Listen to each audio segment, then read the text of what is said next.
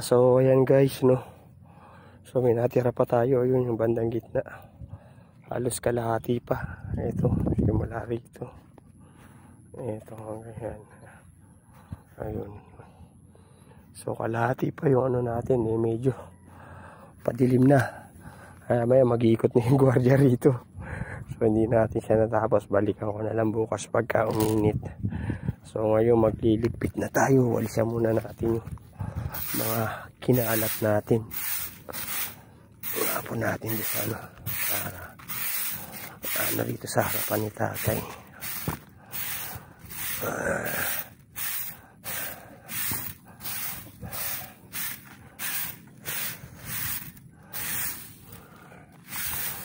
Ayan na.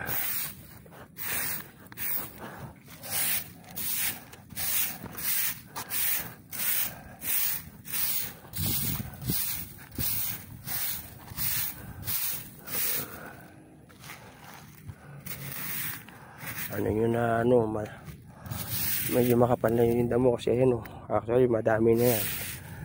Ayan. Ano natin na to, nakamunto na to. Kung sasako to ng bigas na maliit, mahigit kalahati na to pagka siniksik mo siya.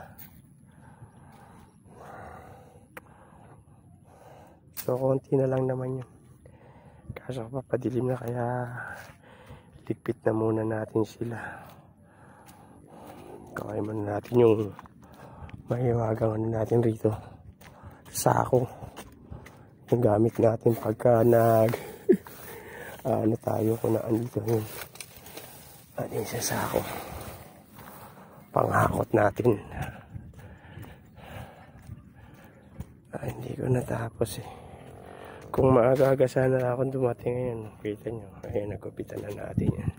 Sa yung binudburan natin noong nakaraan. Hindi pa nga masyado nakakababa yung lupa, yung medyo. Pero ngayon ayos na yan, papantay na yan dahil bumaba na yung ano. So ito, daan muna natin itong ating basura. Pero sana ito maganda to pang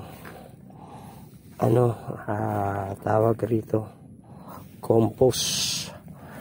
Kasi pino na madali lang tumabulok. Compost na pataba.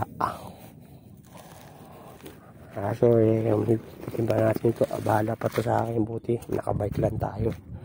Ito na natin siya lagay sa bakante dito sa gilid.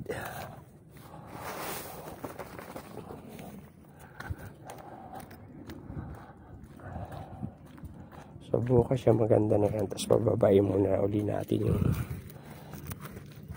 lupa niyan. Tapos siguro pag natuloy-tuloy naman yung pagberde niyan, mga saan na natin yan, sabugan uli ng abono sa mga katapusan na ng September. Sabay na natin uli ng kung magtutuloy kasi yung ulan, pagka gugupitan na rin natin siya guys.